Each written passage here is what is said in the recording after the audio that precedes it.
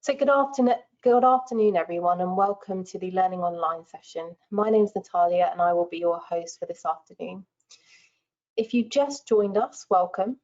You're just in time to discover how you can best prepare for your studies and find out what online learning tools you'll be using in September and beyond. I'm just going to share the program on the next slide. So if you haven't already done so, do book onto our final sessions of the day, as they're not to be missed. We have an Explore Science courses at St George's Q&A with some of our course representatives. And we've also got a student life panel with our current students who will be answering your burning questions on student life and courses at St George's. So without further ado, I'd like to introduce you to Baba Shiba, who is our head of the Centre for Technology and Education, and also Sue David, who is our Associate Director of Information Services. And they're going to have a conversation with you about virtual learning. Thank you, Natalia. Welcome, everybody. And, we're here today to give you a brief insight into how we are able to support you in your learning once you begin your studies with us at St. George's.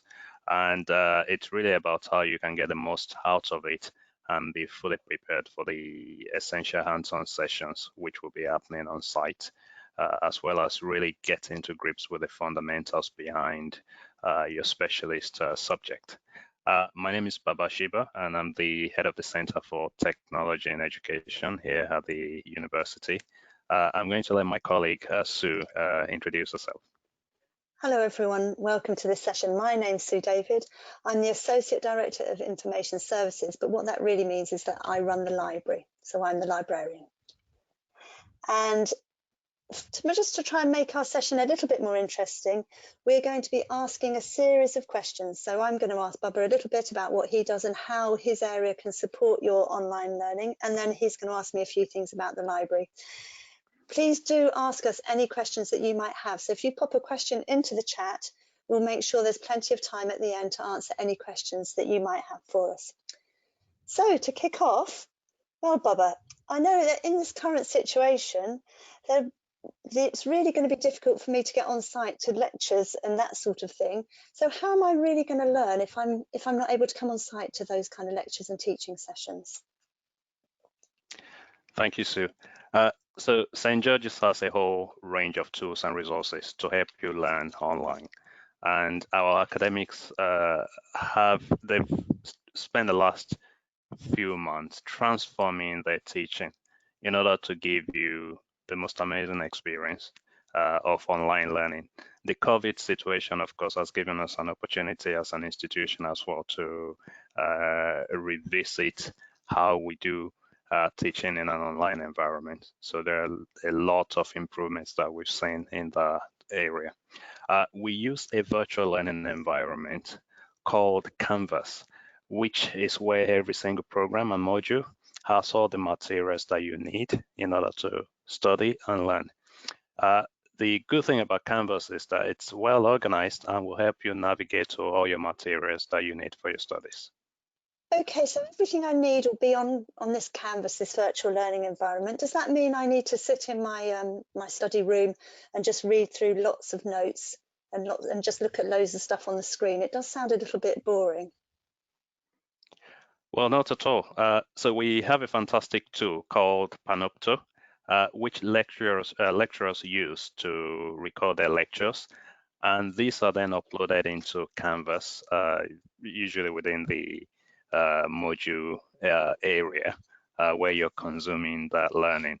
Our live sessions also mean that you can get involved and interact, which makes the learning easier and more fun.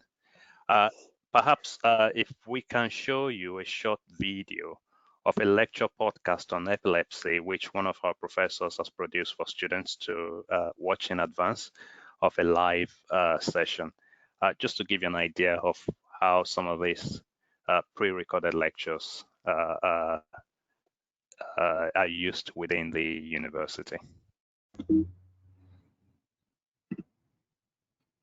Hello and welcome to the first of 4 short videos about epilepsy. In this first session, I'm going to summarise what the F1 needs to know. So really, this is the learning outcomes, the knowledge and the application of knowledge that we expect you to achieve by the time you graduate. You'll be learning to put this into practice during P year and then hopefully reinforcing it through F year. I'm also just going to look backwards to remind you of the content that you should already know. So there's going to be some revision in this first session around the diagnostic approach towards seizures and epilepsy. So this is what you need to know about blackouts and epilepsy. So the first thing is you really need to be able to recognise a possible seizure, and that means also to differentiate it from other possible causes of blackouts or funny terms. You need to know the initial management and referral pathways for new onset suspected seizures or new onset epilepsy. You definitely need to know your first aid and how to manage status epilepticus, particularly convulsive status. And then you need to know about how to approach a patient with known epilepsy who presents acutely to whatever setting, emergency medicine, general practice, on a ward, with a deterioration in their seizure control.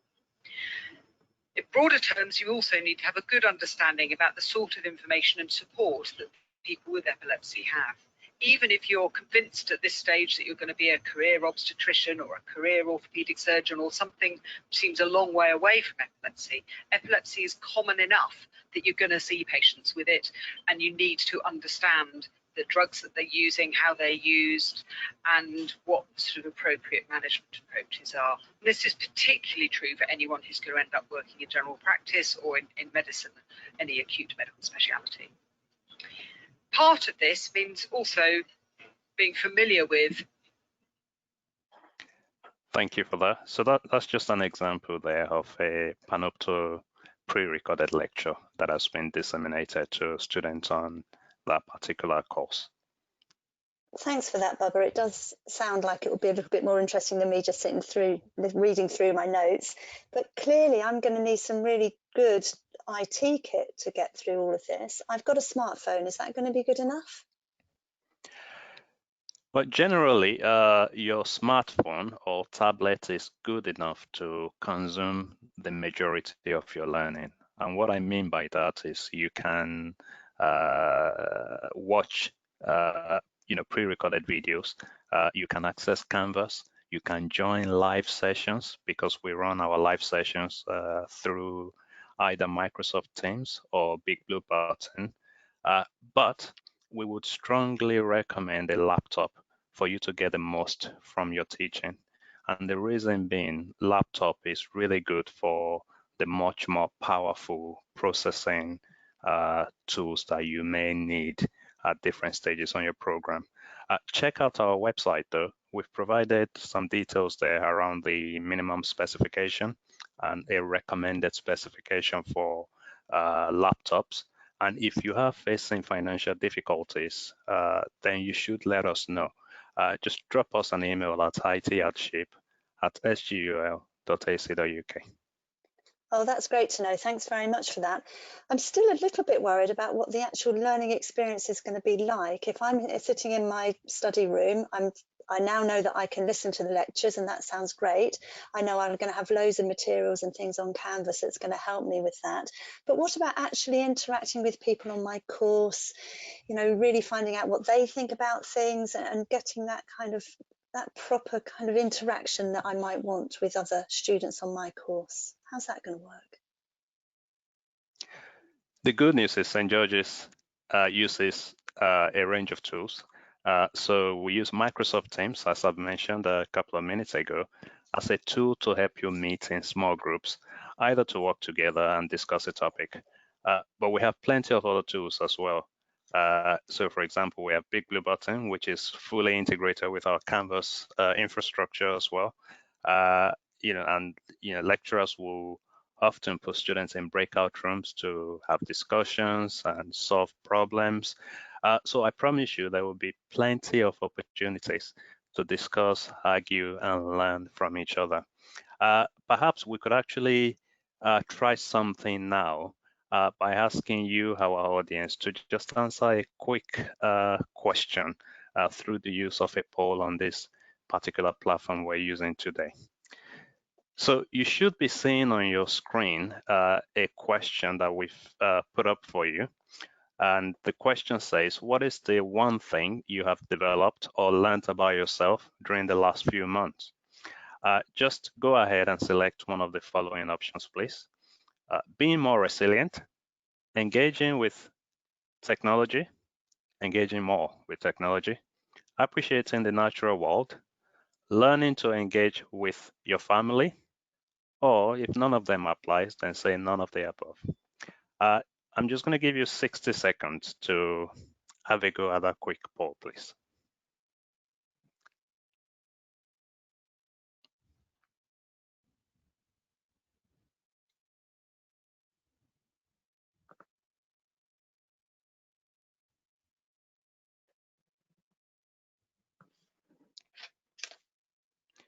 Once you've finished, please remember to press submit.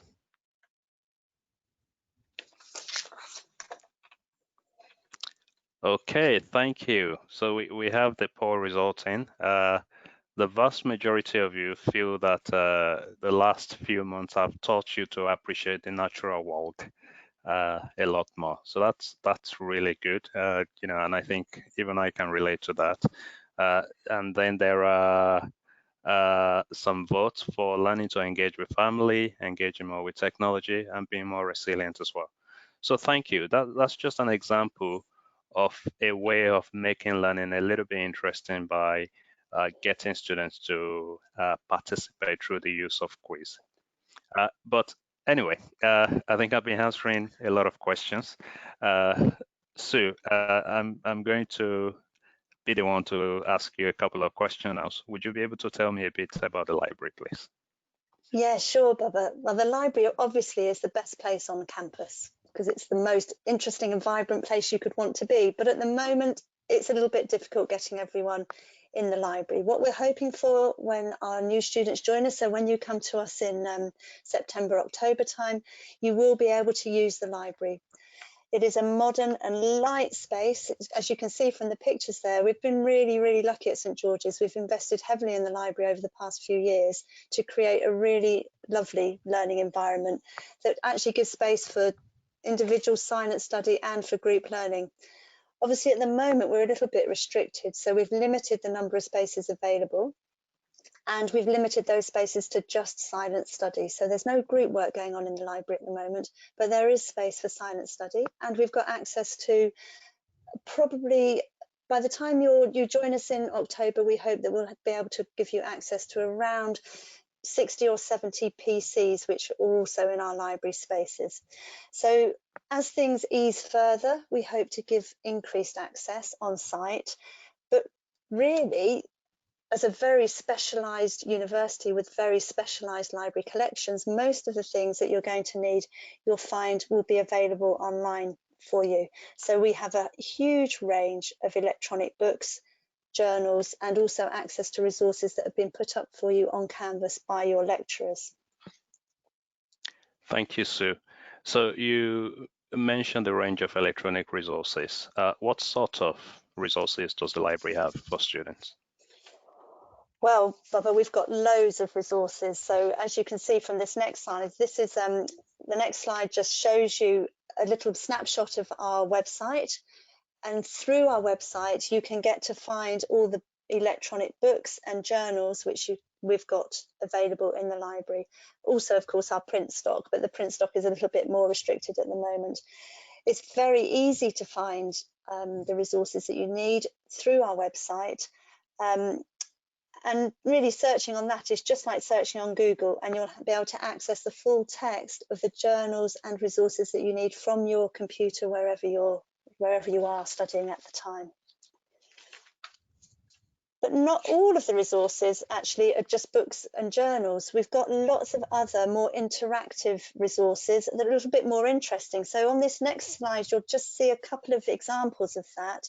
So one of those resources is called Ackland's Video Atlas of Human Anatomy. So that's the pictures there that you can see of, I think, hands and elbows and feet. So that's a great resource which gives you amazing images for studying anatomy, and most of the courses at St George's do have quite a lot of anatomy study involved with them. We also have access to something called Jove, which is a journal of visualized experiments, which again is just that little bit more interesting than reading a journal article or a book. And the last one I've put on that slide is BMJ Learning, which is a resource that we have for all our students to be able to access online learning that's been provided by the BMJ. But really, this is just the tip of the iceberg. There's plenty of other resources available throughout the library website. But you know, students often come to us with suggestions of things they'd like us to make available to them, and we're very happy to take those suggestions and find out how we can make the very best resources available to students across all of the different courses. So I hope that gives you just a little bit of an insight into some of the things that are available to you through the library. Thank you so much, Sue. That's really great to hear.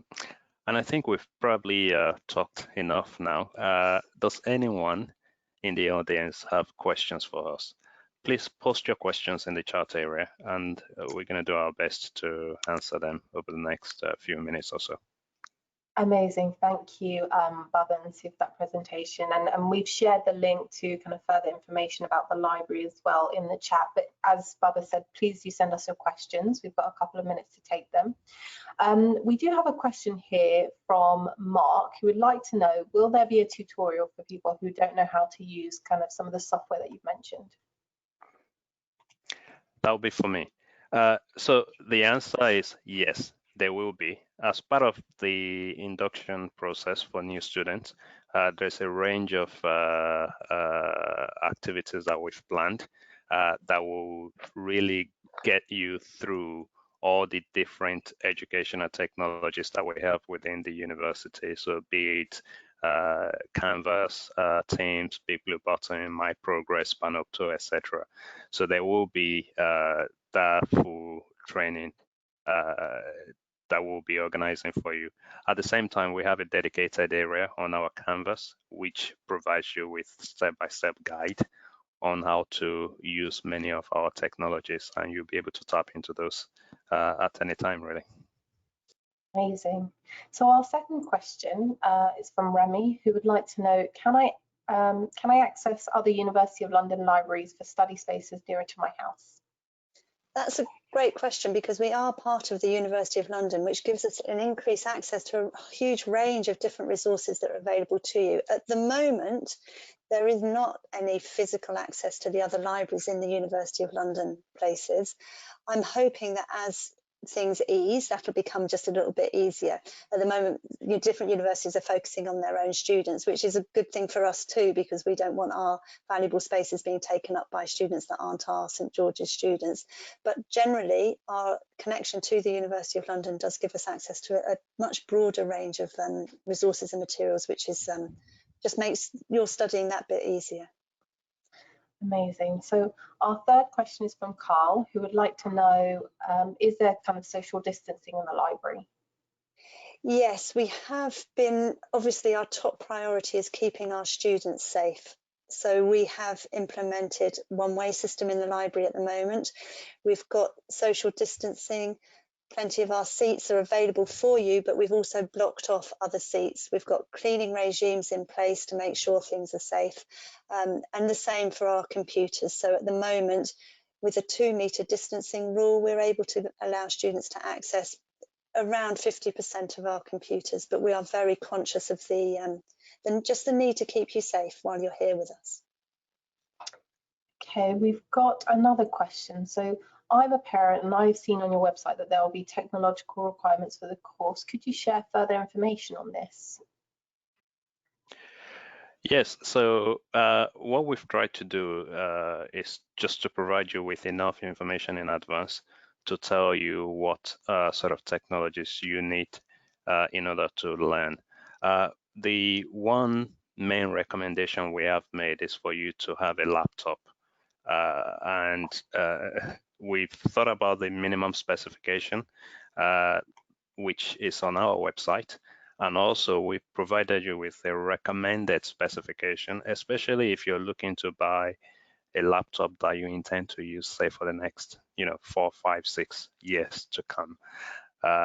We do recognize that there may be individuals who may not be able to afford to buy a new laptop, which is why we've also provided details of our IT hardship scheme that students can apply to. But apart from that, for students to join online sessions, access our online technologies, they simply need an internet connection and a device that is capable of accessing a website, so such as a tablet or a smartphone. Great, thank you. So we've got a question here, and I mean, it might depend on the course, so we'll try our best to answer it. But hi, will the video lectures be available to watch at all times?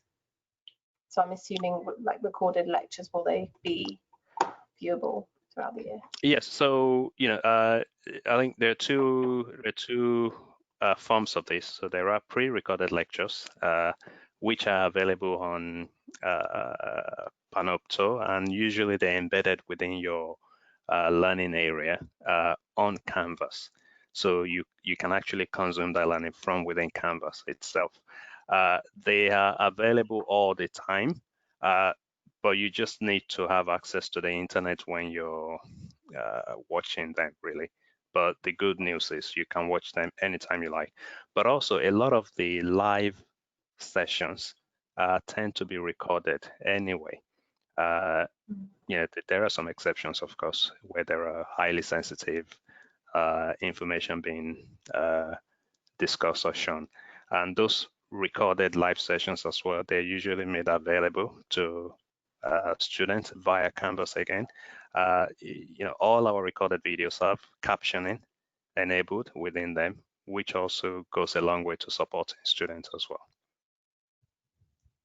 Amazing. And if I may add, you probably would have been told this previously in your lifetime, but it's always better to I guess engage with an event live and turn up to your lectures online live, just so you can really ask the questions at the time, as opposed to kind of watching the recording later. But as Baba said, those will be available. So we've got another question here. So will I be able to borrow books? That's a difficult question, actually. Yes, at the moment you're able to borrow books. Our current students are able to borrow books through what we're calling a click and collect service. What we're not able to allow students to do at the moment is to browse amongst the bookshelves themselves, and no university libraries are allowing that at the moment.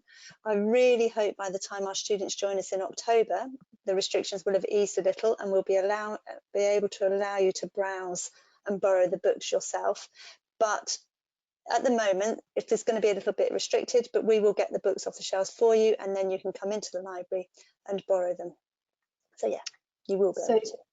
Amazing. So we've got one final question here, but if you do have a last burning question, you've still got a couple minutes to send it in. So our last question that we have currently is, how will I kind of find books that I need in the library?